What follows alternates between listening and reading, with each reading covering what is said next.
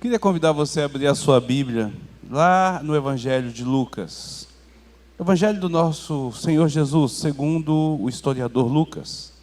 Capítulo de número 13. Nós vamos ler do versículo 22 até o versículo de número 30. Lucas, capítulo de número 13, versículos 22 a 30.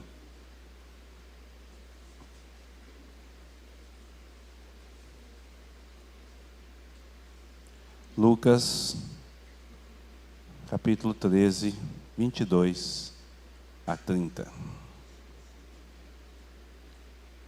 Nos diz assim a palavra do Senhor. Passava Jesus por cidades e aldeias, ensinando e caminhando para Jerusalém. E alguém lhe perguntou: Senhor, são poucos os que são salvos? Respondeu-lhes: Esforçai-vos por entrar pela porta interna, pela porta estreita. Pois eu vos digo que muitos procurarão entrar e não poderão. Quando o dono da casa se tiver levantado e fechado a porta, e vós do lado de fora começardes a bater, dizendo: Senhor, abre-nos a porta, ele responderá: Não seis de onde sois. Então direis: Comíamos e bebíamos na tua presença e ensinávamos em nossas ruas. Mas ele vos dirá: Não sei de onde sois. Vós, não sei de onde vós sois. Apartai-vos de mim, vós todos que praticai a iniquidade. Ali haverá choro e ranger de dentes, quando virdes do reino de Deus Abraão, Isaque, Jacó e todos os profetas, mas vós lançados fora. Muitos virão do oriente e do ocidente, do norte e do sul, e tomarão lugares à mesa do reino de Deus. Contudo, há muitos que virão a ser primeiros, e primeiros que serão últimos. Vamos orar mais uma vez? Bondoso Senhor, maravilhoso e eterno Deus, eis tua palavra tão viva e poderosa. Estamos diante desta realidade e clamamos ao Senhor que revele a tua vontade e teu querer ao nosso coração. Que o Senhor fale a cada vida dos irmãos que estão presentes e daqueles que também estão nos acompanhando pela transmissão no nosso canal da internet. Seja, ó Deus, sobre a tua igreja, e fala, e revela, e direciona, e orienta, e fortalece, e exorta, admoesta, cumpre o teu propósito sobre cada um de nós, conforme a tua palavra lhe é indicada, pelo poder do teu Santo Espírito, em nome de Cristo Jesus. Amém. Meus amados irmãos, como eu disse na semana passada, eu estou fazendo uma série de sermões que não são meus sermões. Impactado pelo livro A Porta Estreita, do puritano John Bunyan, escrito há quase 400 anos, há 347 anos atrás, eu estou aqui para reproduzi-los diante de vocês. Estou fazendo um plágio desta literatura dele, da forma como ela foi me impactada. Na semana passada, nós falamos sobre isso, começamos esse tema, e a grande questão, a pergunta que ficou é: você é um salvo? Você tem certeza da sua salvação? Você conhece Cristo como seu Salvador?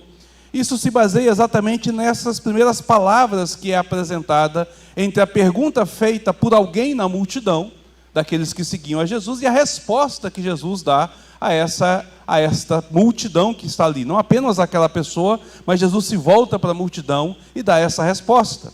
Quando eles perguntam: são poucos os que são salvos? Jesus diz: sim, são poucos os que são salvos. Mas ele diz mais, ele diz: vocês precisam de se esforçar para entrar por essa porta estreita. E a grande questão então é que o mestre vai fazer a seguinte colocação: a pergunta sua está errada. Você não deve se preocupar com se são muitos ou poucos que estarão no reino. Você deve se preocupar se você está no reino, se você está dentro desta realidade. Nós sabemos que Jesus está a caminho de Jerusalém. Nós sabemos que ele vai agora em direção ao encontro final do seu ministério terreno. O mestre nas ruas então ensina, ele cura, ele vai libertando os cativos, vai pregando o evangelho. Mas ele caminha a passos firmes para a consumação do seu ministério. O fim desta jornada, ao final de toda essa caminhada, estará tendo início o seu martírio sobre a cruz. Ali então ele irá morrer. Ali então ele irá entregar a sua vida, ele irá cumprir o propósito dele, irá dizer, tetelestai, está consumado, está cumprido. Depois de 3 dias ele irá ressuscitar. E passado mais alguns dias ele irá subir aos céus. Assentará sobre o seu trono diante do Senhor Todo-Poderoso. Cumprindo a sua missão. Preparando então lugar para a sua igreja. Seu ministério terreno findou. Sua missão foi cumprida. O que resta agora do Senhor é ver voltar na consumação dos séculos. Estará naquele grande dia e então se manifestará o novo céu e a nova terra. Mas a igreja caminha sobre essa terra. Nós podemos dizer, aleluia, louvado seja o Senhor. O nosso mestre venceu, Cristo venceu. Ele reina de forma absoluta no lar celestial. Ele reina poderosamente. Ele é o Senhor da vida, Ele é o Senhor da morte. Ele é aquele que liberta, mas é aquele também que volta para julgar vivos e mortos. Nós podemos dizer, louvado seja o Senhor, porque muitos, no decorrer desses anos, nesses 2000 anos, combateram um bom combate, completaram a carreira, guardaram a fé, e agora recebem a coroa da justiça, porque estão diante do Senhor. Como Paulo se manifesta lá em 2 Timóteo capítulo 4, versículo 7 a versículo 8. Estão diante da igreja triunfante. Estão diante da igreja vencedora. Estão na presença do Senhor Todo-Poderoso. Mas não eu. Não você. Ainda não. Nós estamos aqui. Ainda caminhamos sobre essa terra. Ainda temos uma carreira a percorrer, temos um combate a combater, temos uma fé que precisa de ser guardada. Nós ainda iremos militar, nós ainda iremos lutar. Então a todos nós, o Senhor vai dizer, esforçai-vos por entrar por esta porta estreita. Esforçai-vos por entrar pela porta estreita. Esta é a exortação do Senhor sobre a sua igreja militante, sobre aqueles que caminham sobre esta terra. Tudo aqui em relação ao que o Senhor vai dizer, dá-nos a entender que a ociosidade não deve fazer parte de forma natural da vida do cristão. Que aqueles que são falsos cristãos, que acham que a salvação é simplesmente um levantar de mão ou uma profissão de fé qualquer, essas pessoas estão se enganando, estão mentindo para si mesmas, porque elas não alcançarão o céu. Também o Senhor está dizendo que há muitas dificuldades a serem enfrentadas por aqueles que se chamam cristãos. Até o momento em que nós cheguemos à presença do Senhor. Até o momento em que se conclua a nossa carreira sobre essa terra. Então há muito o que fazer. Há muito o que ser realizado. A partir desta declaração, também podemos concluir que o cristão irá chegar ao céu através de um árduo esforço, de uma realidade tranquila. Nem pensar. Nem pensar. A vida do cristão jamais será tranquila sobre essa terra. Haverá necessidade de se esforçar e de caminhar diante desta realidade. Diante então desta palavra, esforçai, eu gostaria de propor 3 perguntas. Na verdade não sou eu que proponho, é Bunyan que propõe, e eu passo para vocês. Eu quero propor 3 perguntas, e as respostas destas perguntas irão nos ajudar a entender o seu significado e a realidade. Primeiro, o que a palavra esforçai realmente significa? O que ela significa dentro deste contexto? Segundo, como nós devemos nos esforçar? Como nós devemos nos esforçar? O Senhor nos exorta, esforçais. Terceiro, por que devemos nos esforçar?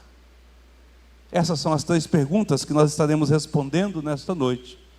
E a minha oração é que Deus fale ao seu coração tão poderosamente quanto falou ao meu. E desperte em você tanto o desejo, quanto a vontade, quanto a disposição, quanto o interesse em conhecer e seguir conhecendo esse Senhor, se esforçando nessa caminhada cristã.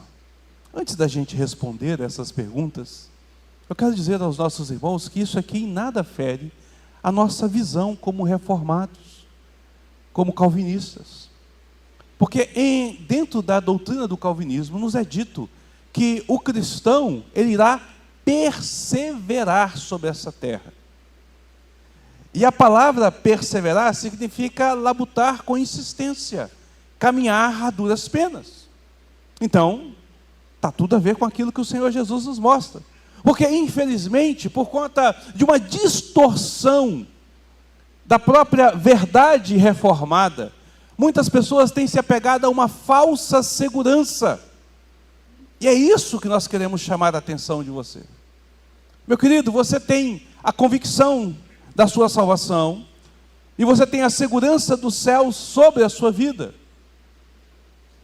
Será que a sua segurança ela é real e centrada naquilo que o Senhor apresenta? Então a primeira coisa que a gente vai fazer é responder essa primeira pergunta. O que a palavra esforçai significa?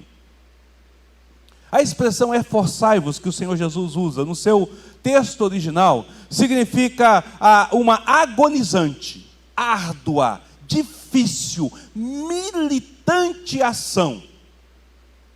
Essa palavra ela é usada em diversos outros textos, como nós vamos ver um pouco mais à frente.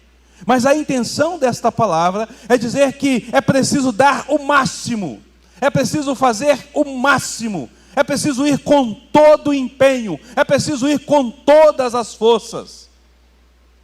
Quando o nosso Senhor então diz esforçai, Ele está dizendo que nós devemos de nos empenhar com força, com vontade, com garra, com ardor, com disposição. A grande questão é esforçar onde, em quê? Qual é a medida do meu esforço ou para qual a direção que eu aponto o meu esforço? O nosso Senhor Jesus então está dizendo que este esforço se refere à mente e à vontade do homem. Não se refere ao esforço físico. Não se refere a outra coisa, a não ser a essa disposição mental, a esta vontade, a esse desejo que nós devemos de ter por Ele, para encontrá-lo e para encontrar acima de tudo o reino celestial. Este é o esforço a qual Ele nos chama.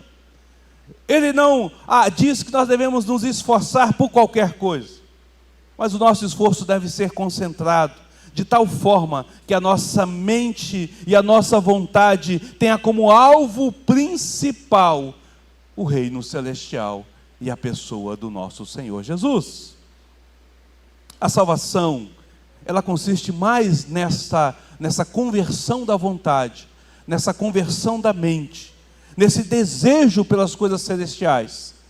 A salvação, a conversão verdadeira, ela nasce a partir desse interesse pelo lar eterno, muito mais do que do conhecimento e do discernimento das coisas. A verdadeira salvação, ela não nasce no interesse de conhecimento teológico, em querer saber tudo o que diz as Escrituras. Ela não nasce no interesse de querer conhecer o original no hebraico e no grego, em conhecer termos difíceis, em filosofar sobre o assunto. A verdadeira salvação está exatamente nesse desejo de entender a Cristo e ter a Cristo sobre si. O apóstolo Paulo afirma esta realidade, quando em Filipenses 1:27 ele vai dizer: acima de tudo, por modo digno do Evangelho de Cristo, estáis firmados em um só Espírito, com uma só alma, lutando pela fé evangélica. Essa é a intenção, mas isso se repete em outros textos que é apresentado. Em 1 Coríntios, no capítulo 9, versículo 24 e 25, Paulo vai dizer: correi de tal maneira que alcanceis. E a palavra correr aí é a mesma palavra de esforçais. Combatei o bom combate da fé, tomai posse da vida eterna. E o combate é exatamente esta realidade, 1 Timóteo 6,12. Trabalhai não pela comida que perece, mas pela que subsiste para a vida eterna. A palavra de Jesus em João 6:27. Trabalhai também, a ideia é essa que se apresenta. Porque a nossa luta não é contra a carne ou sangue, Efésios 6,12, também se refere à mesma ideia de esforçar. Todas essas palavras, trabalhar, lutar, combater, é dado para essa direção de esforço, nessa mesma condição que se apresenta. Então, esforçai-vos, é o mesmo que dizer, corra para o céu, lute pelo céu, trabalhe pelo céu, ou você acabará fora dele. Disponha a sua mente, a sua vontade nessa conquista maravilhosa do lar celestial. É disso que Paulo está dizendo, que o nosso Senhor Jesus está apresentando. Isso nos leva à segunda pergunta: como devemos nos esforçar? Se esse esforço é pela vontade e pela mente, como que nós devemos nos esforçar? Uma resposta geral seria de que esse esforço é para que a gente se esforce, a gente deve se esforçar de forma legítima. Mas o que é essa forma legítima? Primeiro, é lutar contra todas as coisas que são abomináveis ao Senhor. É resistir até derramar seu sangue, lutando contra o pecado, Hebreus 12, 4. É renunciar a todas as coisas que são condenadas pela palavra e buscar suprimi-las completamente, empregando todos os meios piedosos deixados pelo nosso Senhor. Segundo, é esforçar para cumprir tudo aquilo que é ordenado pela palavra do Senhor. Como Paulo vai dizer lá em 1 Timóteo 6, 11 e 12. Tu, porém, homem de Deus, foge dessas coisas. Antes, segue a justiça, a piedade, a fé, o amor, a constância, a mansidão. Combate o bom combate da fé. Tome posse da vida. Aquele que busca se esforçar de forma legítima, ele deve, portanto, de ser virtuoso. Ele deve de ser virtuoso em todas as coisas que são boas, em todas as coisas que são lícitas. Como um bom atleta, ele deve dominar a si mesmo. Ele deve de correr para alcançar essa coroa, que é uma coroa incorruptível. 1 Coríntios 9, 25. Aquele que se esforça de forma legítima, deve depositar sua dependência em Deus e em Cristo, para realizar a sua obra. Caso contrário, ele vai ser frustrado. Paulo nos diz, para isso é que eu também me afadigo, esforçando-se o mais possível. Colossenses 1, 26. E para que tenha sucesso então nesta obra, nessa diligência, nesse esforço, ele deve então atentar para as seguintes situações. Primeiro, deve tomar cuidado, deve de ter muito cuidado, para que ele não venha nesse meio de esforço, nessa busca de esforço, passar a buscar coisas e preceitos que não possuem proveito algum. Porque neste caso, ele estará em vão na sua corrida. Deve observar que o seu esforço pelas coisas espirituais devem ser coisas proveitosas. Há muita coisa que nós nos esforçamos na religiosidade, mas não tem proveito algum. Paulo trata algumas delas, quando ele diz que você não deve dar atenção àquelas pessoas que ficam preocupadas com genealogias. Paulo lida com isso quando ele fala dos judaizantes, que estão muito mais preocupados com os costumes do que com a vida em si diante do Senhor. Segundo, é preciso tomar o cuidado, para que enquanto nós lutamos contra um pecado, nós devemos lutar para fugir da aparência do mal e devemos de lutar contra o pecado. Mas enquanto nós lutamos, nos esforçamos para lutar contra um pecado, não oculte, seja conivente com outro pecado. Enquanto nós lutamos contra um determinado pecado, é possível que um outro se oculte, e nós acabamos sendo conveniente com ele. Então nós precisamos de ter esse cuidado, para não ser conveniente com pecado algum.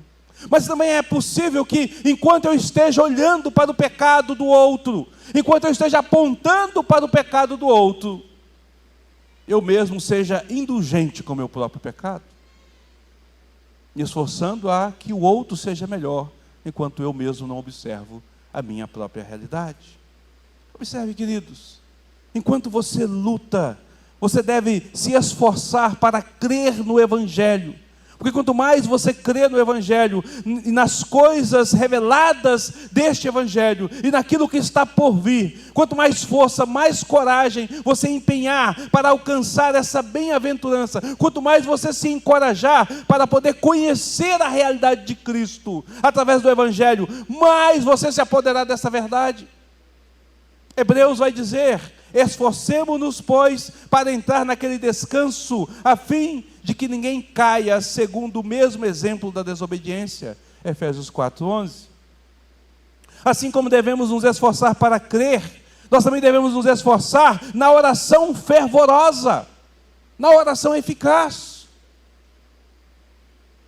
Onde estão aqueles que de fato buscam o Senhor?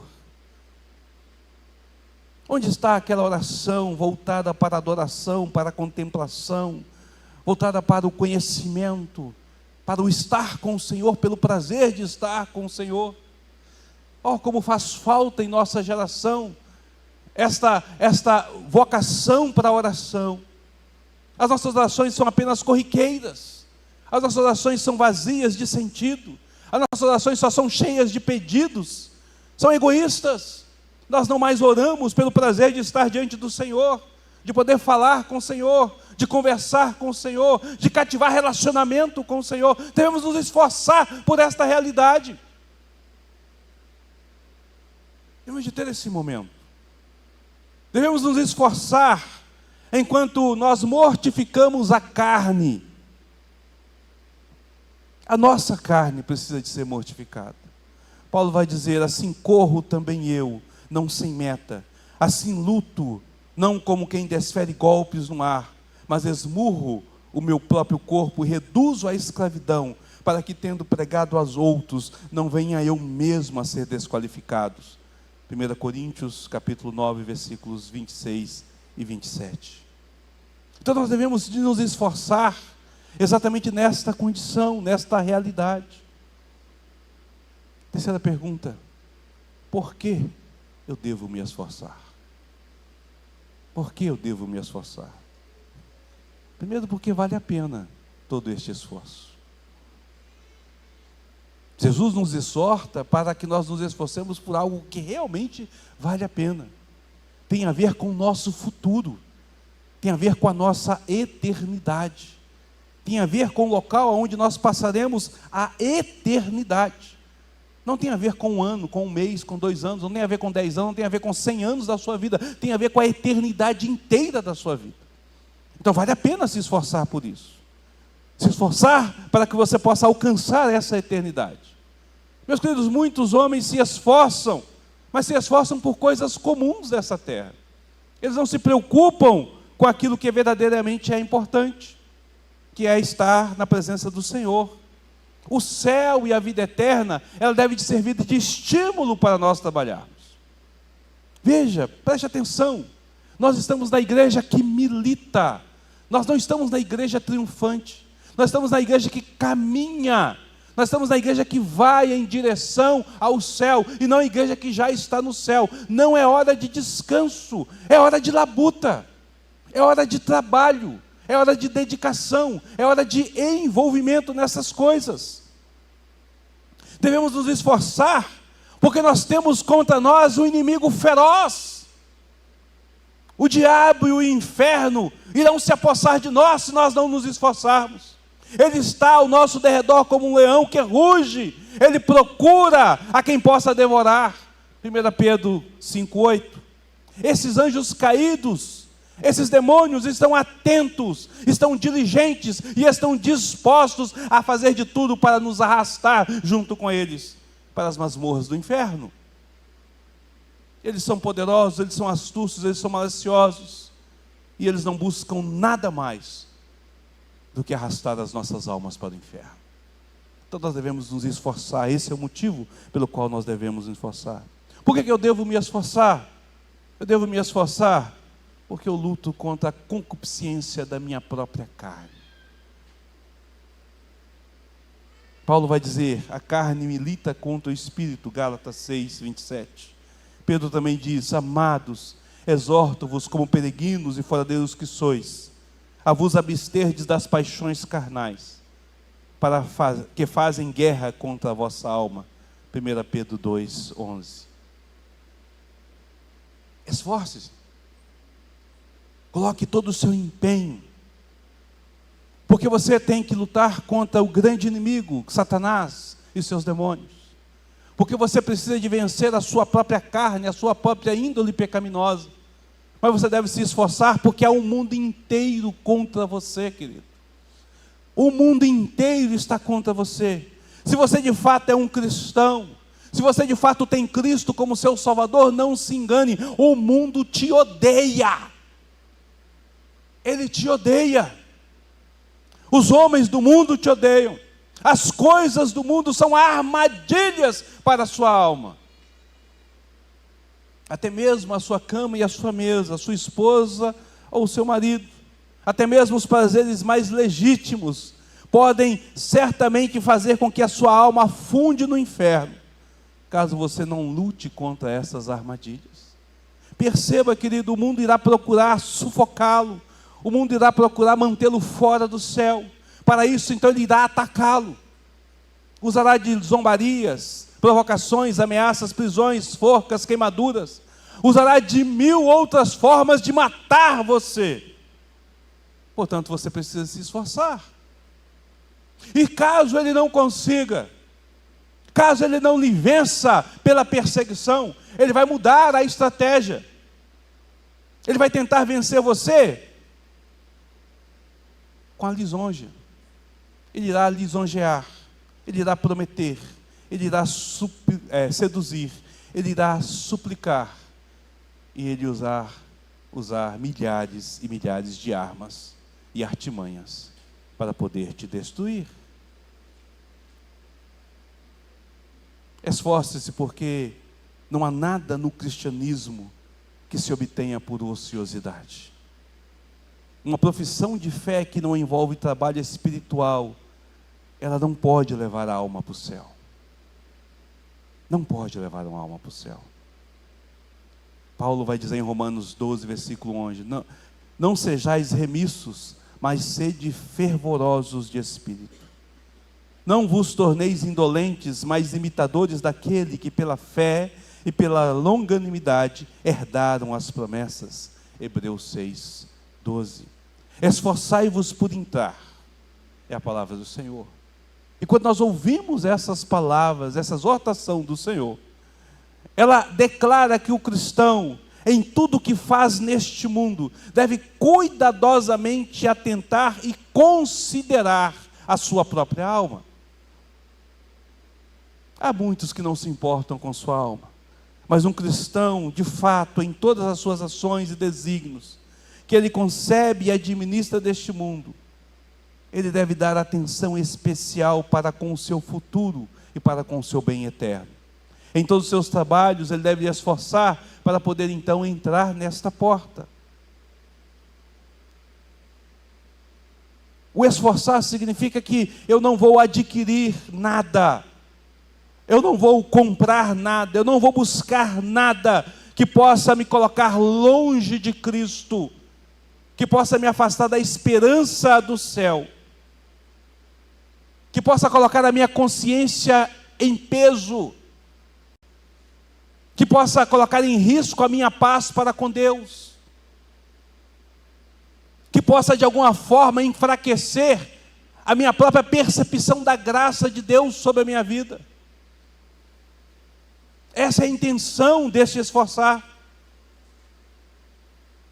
É por isso que o Senhor nos chama e nos orienta.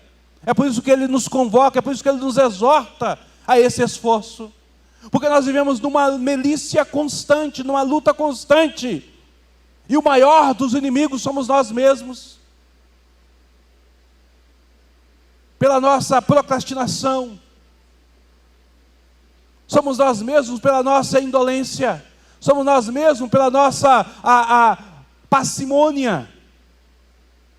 Pela nossa observação do mundo sem contestá-lo.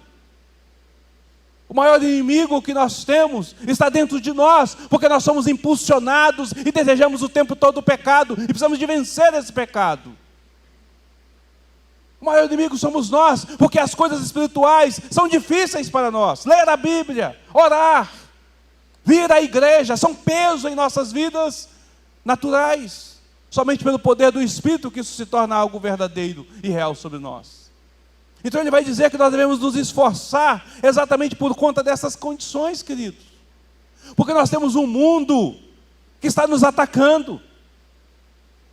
Se você buscar uma vida verdadeiramente piedosa, o mundo irá ser o seu inimigo ferrenho e atacará você de frente, por trás e pelos flancos.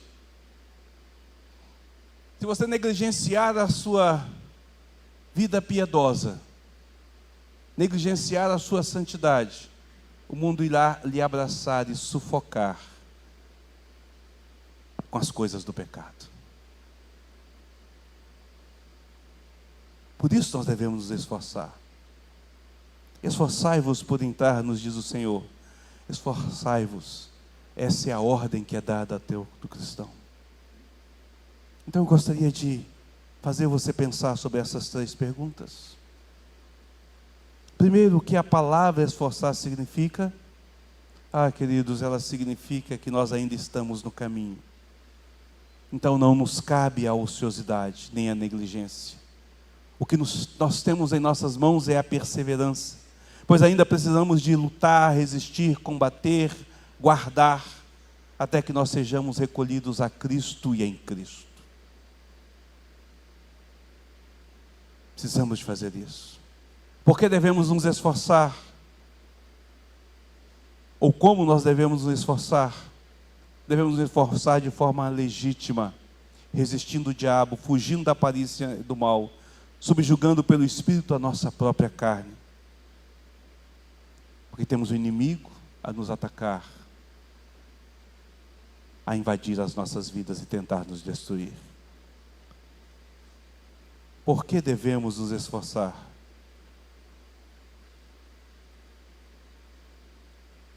Porque uma vez que fomos alcançados por Cristo, uma vez que nós confessamos Cristo como nosso Salvador, uma vez que Ele passou a fazer parte da nossa vida, uma vez que nós nos rendemos a Ele, uma vez que nós olhamos para este mundo e olhamos para a Sua palavra e contemplamos a Sua beleza, nada mais nos interessa além do reino celestial. Nada mais pode brilhar tão intensamente, nada mais pode ser tão atraente, nada mais pode ser tão desejado, nada mais pode ser tão almejado do que o lar celestial. Porque quando eu encontro Cristo, eu encontro a razão de viver, eu encontro a razão de ser, eu encontro as respostas para todas as dúvidas existenciais promovidas pela filosofia. Todas se resolvem no conhecer a Cristo. Então eu me esforço, não porque eu não tenha, mas exatamente porque eu já tenho. Percebe, queridos? Deixar de se esforçar, achar que você não precisa de labutar, achar que você não precisa de lutar contra o pecado, achar que você não precisa de resistir ao diabo, achar que você não precisa de fugir da aparência do mal, achar que você pode viver bem neste mundo e ainda assim alcançar o céu, significa que você não alcançou a Cristo, que Cristo não faz parte da realidade da sua vida, porque nada mais interessa além de Cristo, nada mais é valioso além de Cristo. Nós dissemos que Deus nos chamou antes da eternidade. Nós cremos que recebemos uma vocação eficaz, que nós ouvimos o chamado, e nós cremos naquilo que a palavra de Deus nos diz, que nós estamos na mão do Senhor e nós não estamos em nossas mãos. Mas o que garante que tudo isso que eu acredito é verdade em minha vida? É exatamente quando o meu intento, o meu empenho, o meu desejo, a minha vontade é Cristo. Quando Ele é maior que qualquer outra coisa sobre a minha vida. Quando Cristo é maior que o meu casamento. Quando Cristo é maior que o meu emprego. Quando Cristo é maior do que os meus filhos. Quando Cristo é maior do que o bem-estar. Quando Cristo é maior do que o lazer. Quando Cristo é maior do que a minha própria vida, ao ponto de eu me esforçar para que Ele seja tudo em mim, abrindo mão de todo o resto, então sim, eu sou um dos eleitos, sim, eu encontrei Cristo como meu Salvador, sim, O céu é minha recompensa. Sim, eu sou um dos poucos que adentrarão a porta estreita. Esta é a realidade. Esta é a realidade. Não existe profissão de fé sem trabalho árduo em busca da santidade. Não existe cristão sem mortificação da carne. Não existe. O verdadeiro cristão é aquele que labuta por uma vida santa, que olha para as palavras do Senhor, que prescruta as palavras, que examina as Escrituras, na intenção de buscar o verdadeiro alvo, que é Cristo Jesus. Então sim, nós podemos dizer como Paulo: eu prossigo para o alvo, deixando as coisas que para trás ficam, eu prossigo para o alvo, Cristo Jesus. Nada me tira dessa direção, nada me leva a outro lugar, nada me aponta para outra direção, nada é mais importante do que isso aqui, ó. Tudo mais fica por lá. Então eu me esforço, eu me empenho, eu me dedico, eu me desgasto por esta realidade que está à minha frente. É possível, querido, que você tenha feito uma profissão de fé. É possível que você tenha nascido dentro de um lar evangélico e cresceu a vida toda e nunca pisou fora da igreja. É possível que um dia você tenha vindo aqui e recebido as águas do batismo. É possível que você esteja lendo a Bíblia todos os dias. É possível que você faça orações diárias. É possível que você entregue todos os seus bens para o reino, para a aplicação no reino de Deus. E ainda assim, você não ser salvo. Se tudo que você faz não estiver em primeiro lugar, o reino celestial, o desejo celestial e a eternidade celestial sobre a sua vida, é só religiosidade. É só religião. É só religião.